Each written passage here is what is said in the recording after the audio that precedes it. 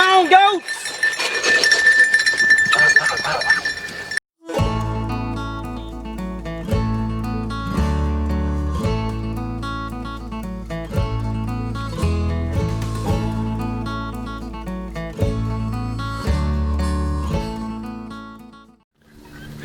Hey guys, Chip and Nicole, welcome back to Hidden Oaks Homestead. So today we've had goats for about 6 weeks. About 6 weeks now. Ish. 6 weeks. Yeah. 2 months, Not something like that. Not long enough to be goat pros, that's for sure. But what we want to do today is talk a little bit, kind of give you guys a beginner's guide from beginners. About just some things to consider when you're looking to getting goats, or before you get them. Before you get them, once you have them, just things that you want to keep in mind, right? Right. That's, yeah. It's just going to be a quick overview on kind of what we learned the hard way and from other experiences that we've had. We'll just run you through it.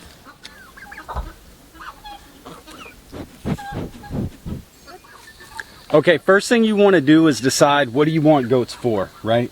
Right. For us, we want them for milk. She wants to make soap, make cheese, stuff like that. A lot of people have goats for Pets. for pets. Yeah, people do have goats for pets. People have goats for meat. Meat is actually the number one consumed meat. So the number one consumed meat. Goat meat. Goat is the number one consumed meat around the world. Typically in America, we don't think of goat meat as food for the most part, but around the world, it's actually one of the most common forms of meat used on the dinner table. Self-sufficient. There's not a whole lot of maintenance there. And also clearing land. We let our goats out and they just clear land for us all day long. So that's another good reason to have goats. But before you decide what goats you want, you need to know what you're going to get them for, because different goats serve different purposes. It's not one breed fits all kind of thing. So make that decision before you start looking into what kind of breeds you're going to want. You can't just go off of what's cute, because maybe you like Nigerian dwarfs, you like how small and cute they are, but you want meat goats. That just doesn't work out for you. It doesn't match up. Yeah. It doesn't match up. They are great for milk as well, and we're told their milk tastes really good. So that's what we got them for, is for milk and making soaps and things like that. Plus, they are pretty cute. Yeah.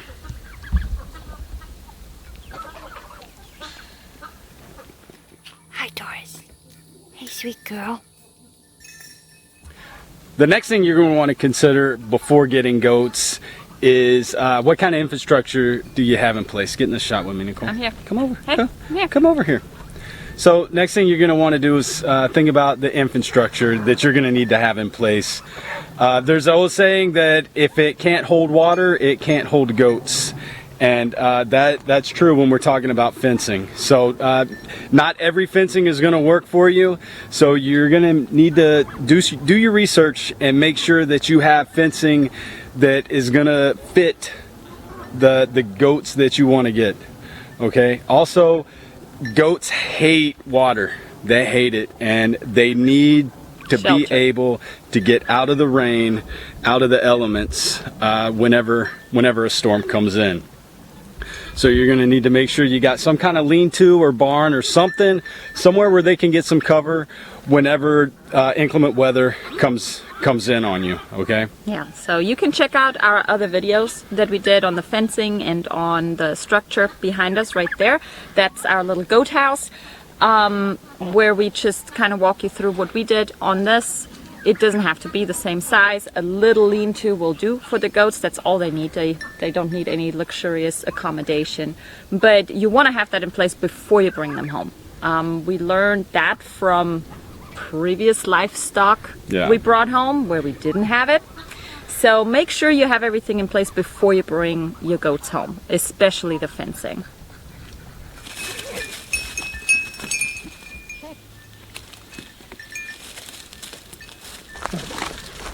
Okay, so something that we've learned in our short time with goats is that they can free range similar to what chickens do. You can let them out, and if you got the space for them, you can let them out, and they'll graze all day, and they'll follow you around. We go on walks every day with our goats, and they just follow us around.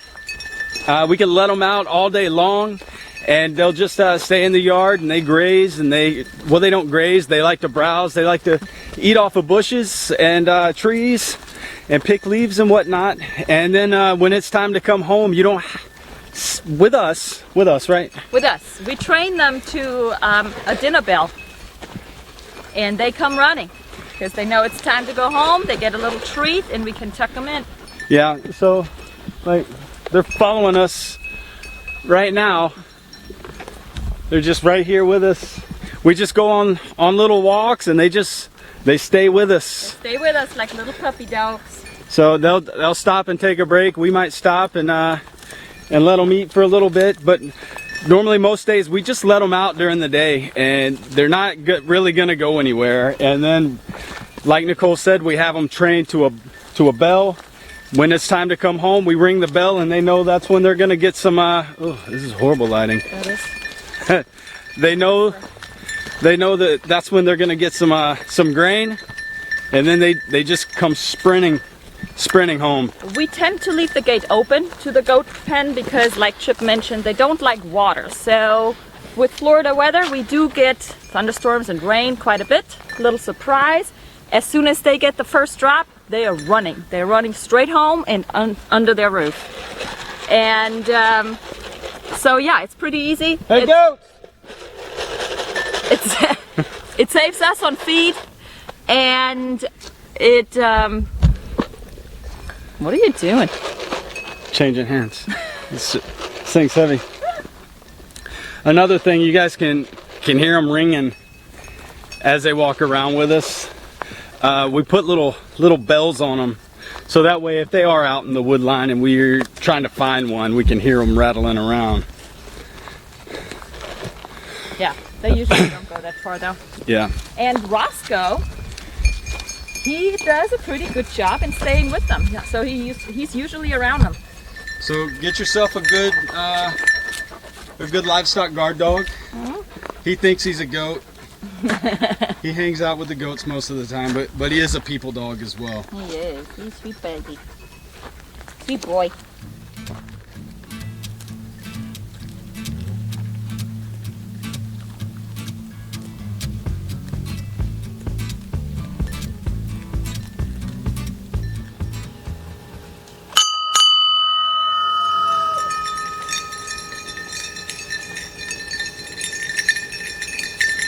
Hello, lady.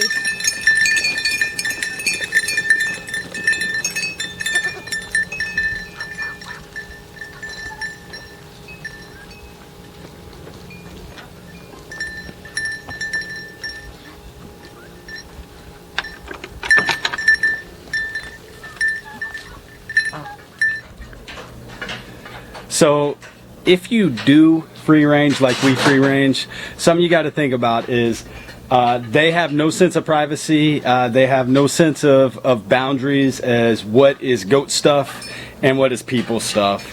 So they're going to be in your flower beds. They're going to be on your furniture.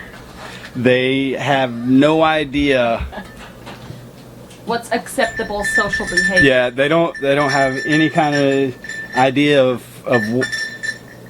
where their stuff stops and our stuff starts. It's all goat stuff now. Yeah, everything is for the goats at this point. So if you have a problem with that, do yourself a favor and keep them pinned up, okay?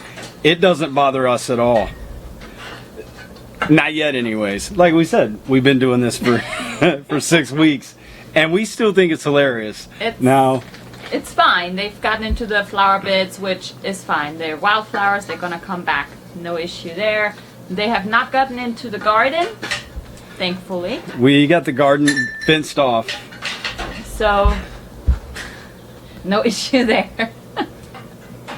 And other than that, they can really go wherever they want. It doesn't bother. They don't go too far. Like he said, they stay around their people and what they know, so they don't go too far. But they definitely have no sense of privacy whatsoever. You need my hat? So if this bothers you, goats might not be for you. Or you can leave them penned up. But what's the fun in that? Look at that. Look at baby. Look at baby. She didn't want hugs. All right, so just know that this is going to happen if you don't keep them pinned up.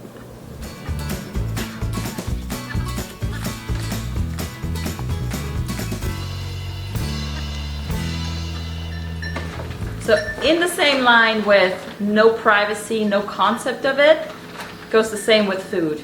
Make sure you hide everything that you don't want them to eat, because they will find it and they will eat it. It doesn't matter how it tastes, if it's edible or even if it's not edible, they will eat it. Make sure you hide your food, they will get into everything.